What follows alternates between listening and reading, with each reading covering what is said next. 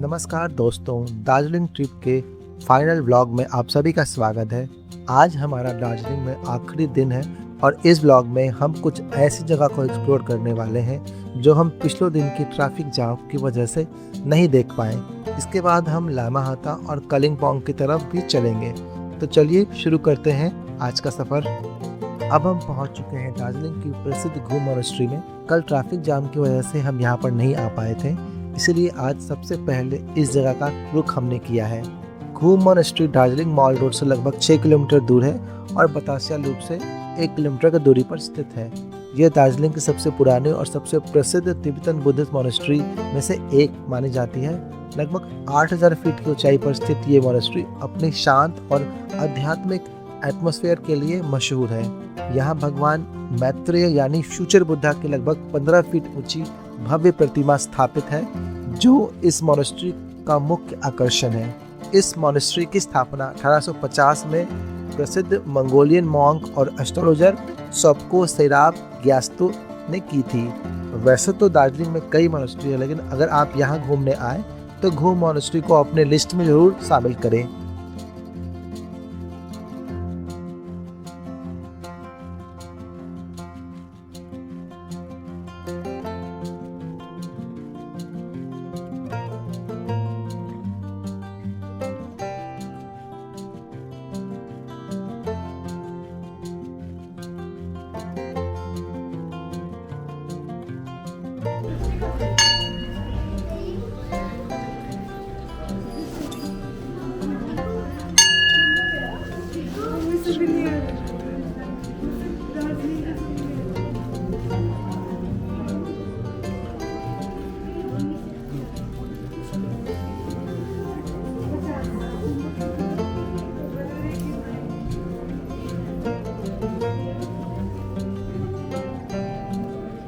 आपका भी आ रहा है।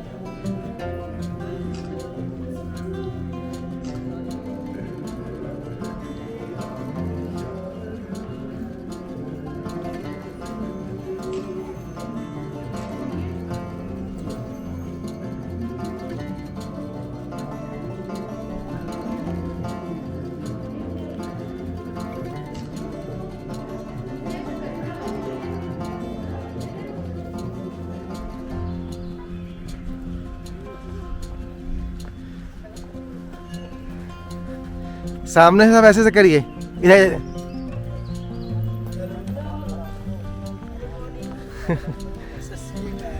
क्या खा रहे हो? क्या खा रहे हो? पॉप अप क्या होता है? अब हम पहुंच गए हैं लामा हाता इको पार्क, जिसे कई लोग लामा हाता पाइन फॉरेस्ट के नाम से भी जानते हैं। दार्जिलिंग और कलिम्पोंग के बीच स्थित यह जगह प्रकृति प्रेमियों के लिए किसी स्वर्ग से कम नहीं है। जहाँ तक नजरें जाती हैं वहाँ तक ऊंचे ऊंचे पाइन के पेड़ दिखाई देते हैं। घने जंगल और ठंडी हवाएं इस जगह को और भी खूबसूरत बना देती हैं। सच कहूँ तो अब तक दार्जिलिंग ट्रिप में जितनी भी जगह मैंने देखी, उनमें से मुझे लामा हाता सबसे ज़्यादा पसंद आई।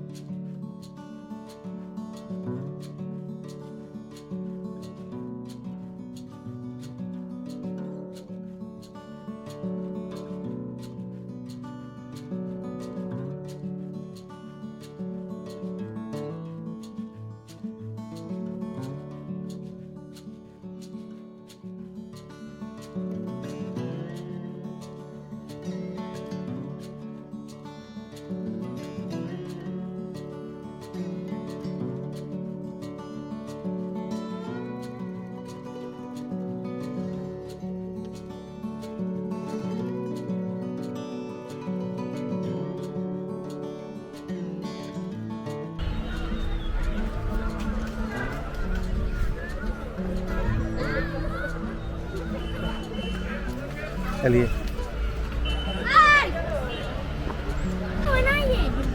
चलो चलो तुम बना रहे चलो। हेलो हेलो हम लोग आए हैं आज भुटिया बने। भुटिया वैली में हाँ, भूतिया जंगल में क्या है? डर लग रहा। सेम है क्या? आगे वहाँ पे तालाब है बड़ा सा, वाटर बॉडी जगह है ही। क्या घना जंगल है। आना आना। तोता का आवाज आया कुछ। तो आया पहाड़ी तोता।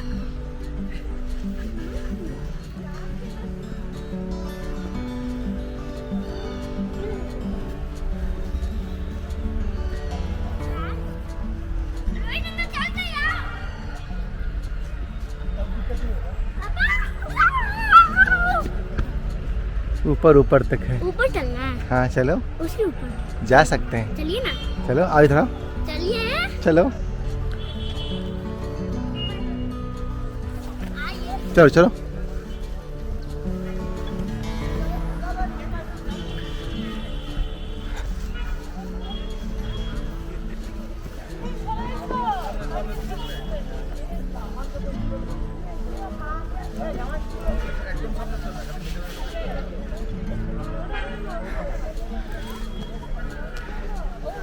चल गए वो सब। चलो चलो, बहुत ऊपर। चढ़ जाओगे? अरे हम थकते नहीं। अच्छा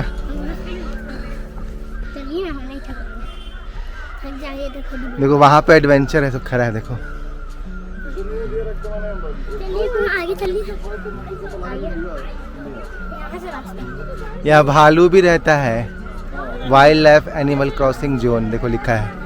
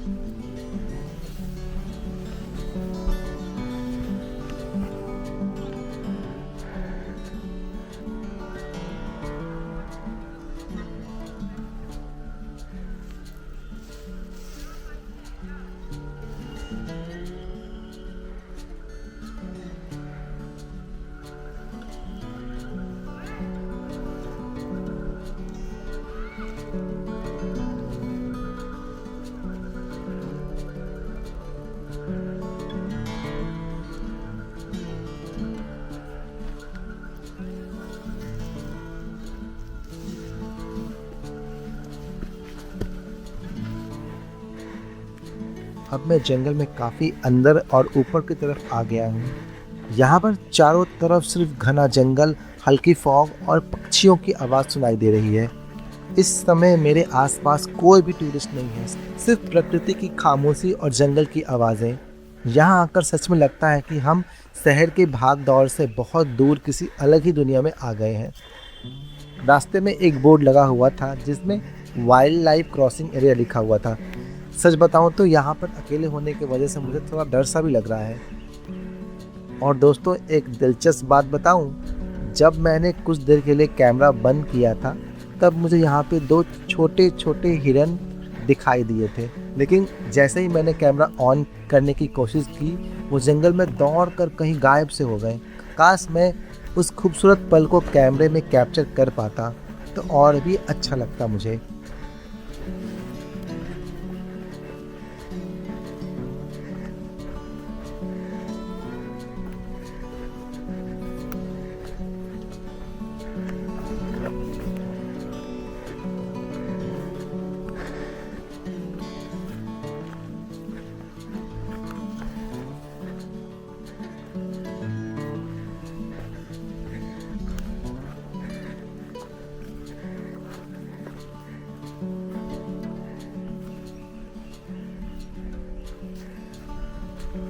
अब हम लामाहाता के छोटे और सुंदर लेक के पास पहुंच गए हैं। इस समय लेक के आसपास हल्की फॉग छाई हुई है, जिस वजह से पूरा एरिया बहुत ही मैजिकल लग रहा है। लेक के पास एक छोटा सा कैफ़े भी है, जहां आप मैगी, चाय और कुछ स्नैक्स का आनंद ले सकते हैं। वैसे यहां तक पहुंचने के लिए एक आसान स्टोन ट्रेल बना हुआ है, लेकिन मैं जंगल के रास्ते घूमते हुए यहाँ तक आया हूँ।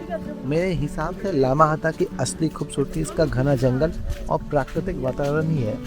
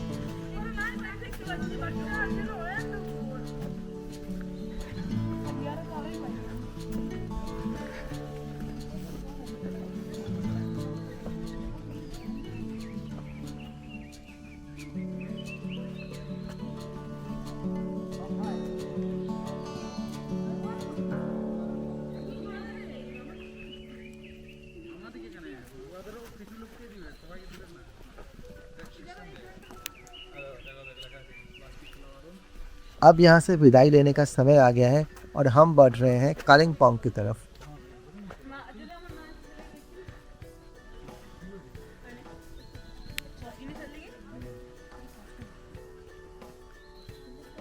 कालिम्पोंग जाते वक्त रास्ते में हमें मिलती है खूबसूरत तीस्ता नदी।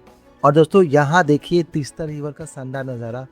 तीस्ता रिवर सिक्किम के पहाड़ों से निकलती है और ये वेस्ट बंगाल से होते हुए बांग्लादेश में प्रवेश करती है। मानसून के दौरान इसका जल स्तर काफ़ी बढ़ जाता है और कई बार इसका पानी सड़क के पास तक आ जाता है, जिस कारण से ये रास्ता भी बंद हो जाता है। पहाड़ों के बीच बहती हुई तीस्ता रिवर का नज़ारा वाकई देखने लायक होता है।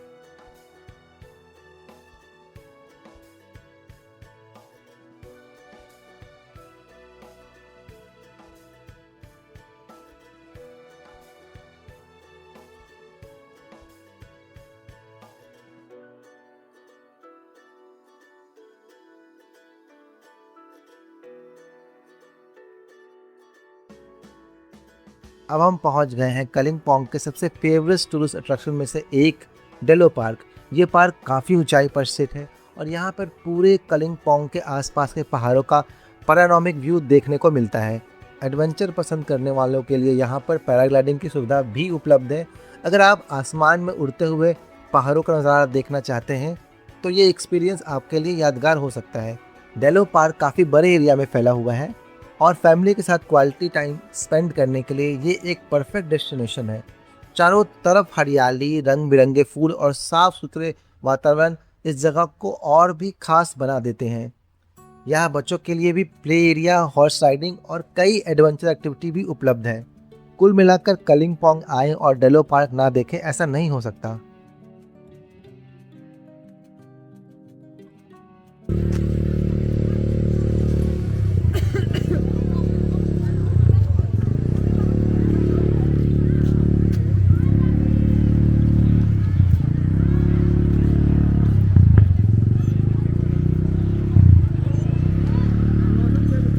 हाँ, अभी धूप छा कर रहा है। वहाँ पे खड़ा है सब।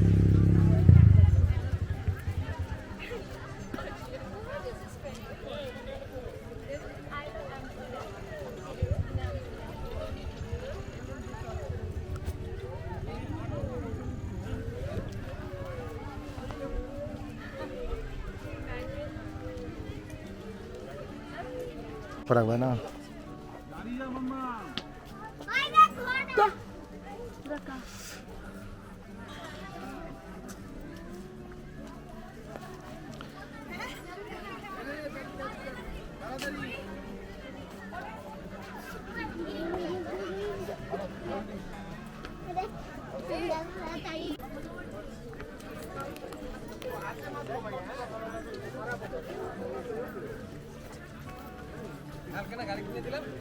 बड़ा है सब।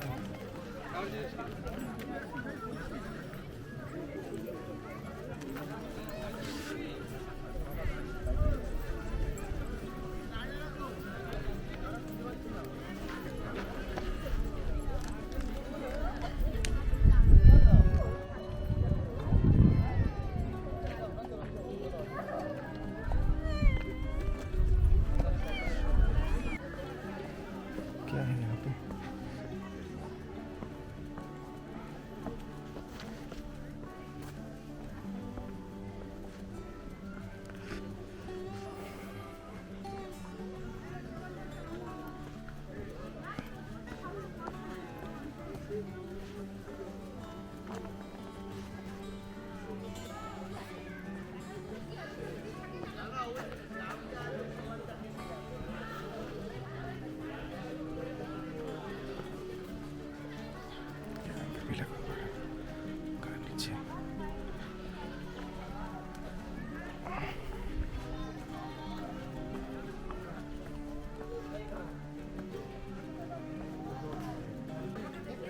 ম্যাগি থা ম্যাগি ম্যাগি কটা হয়েছে দুটো দুটো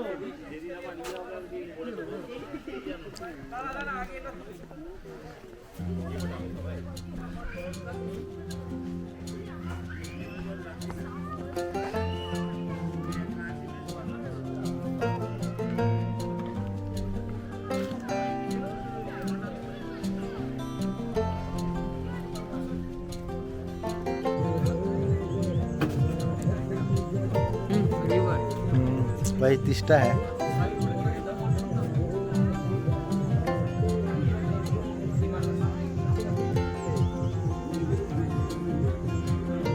सबसे म्यूजिक सिस्टम कौन लेके आया है पूरा?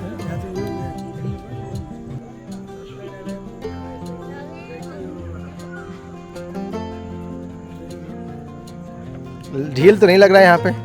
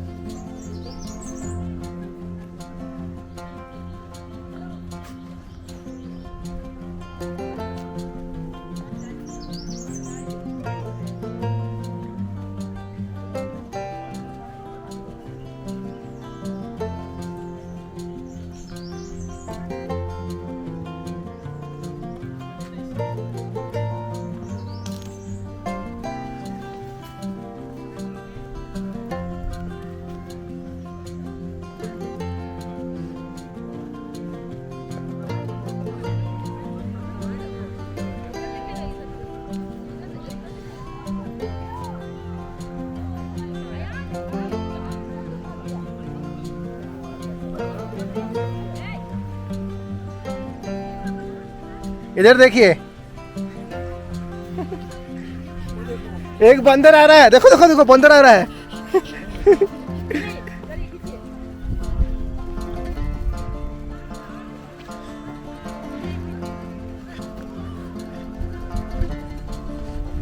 यहाँ पे आइए, यहाँ अच्छा आएगा फोटो। यहाँ यहाँ फ्लावर के पास।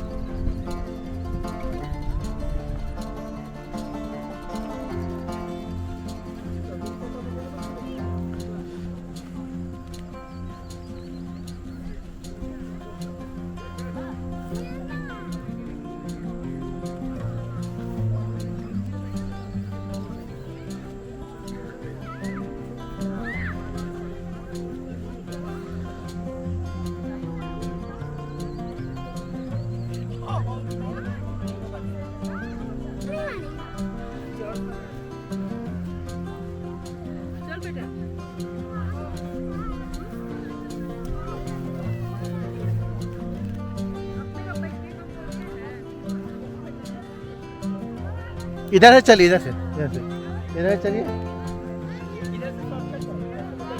हाँ हाँ।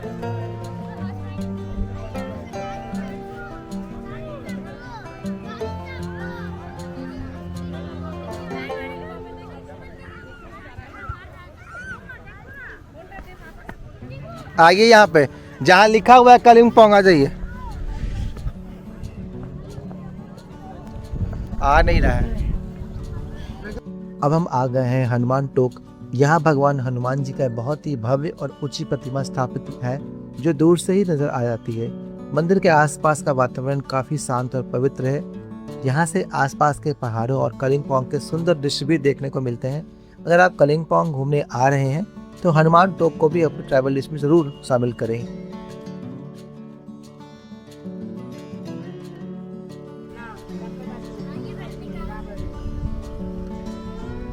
पहले रिकॉर्ड तो करने अच्छे से। हैं? मंदिर में तो क्या है? यहाँ कुछ अंदर जाने का नहीं है।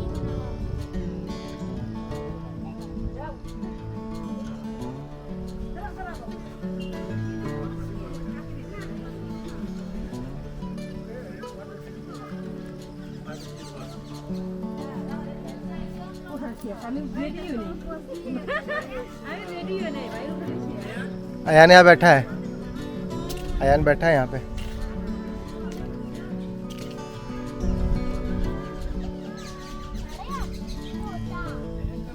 तोता, तोता, अरे ग्रीन तोता, क्या तोता क्या? ग्रीन तोता हम जाते हैं।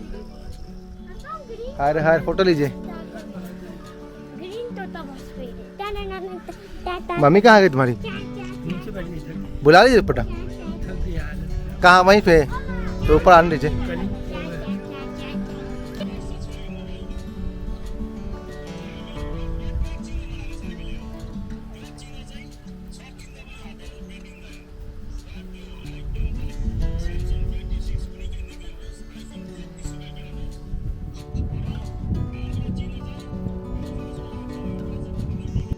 अब हम पहुंच गए हैं एक और खूबसूरत जगह पर जहां पर एक विशाल बुद्ध स्टैचू स्थित है।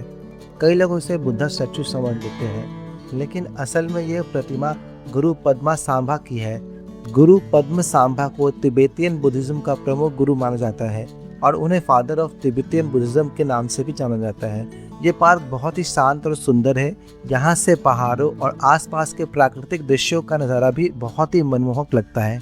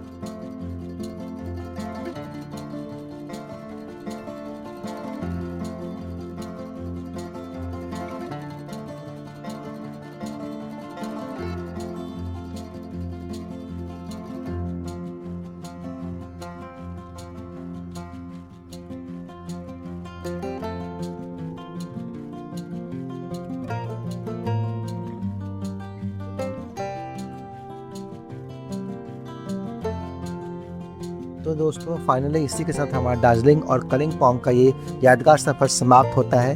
अगर आपको ये पूरी ट्रैवल सीरीज़ पसंद आई है तो वीडियो को लाइक करें, अपने दोस्तों के साथ शेयर करें और चैनल को सब्सक्राइब करना ना भूलें। कमेंट करके जरूर बताएं कि इन पूरे सफर में आपको सबसे ज्यादा कौन सी जगह पसंद आई। मिलते हैं बहुत जल्द एक नए डेस्टिनेशन और एक नए एडवेंचर के साथ। तब तक के लिए नमस्कार।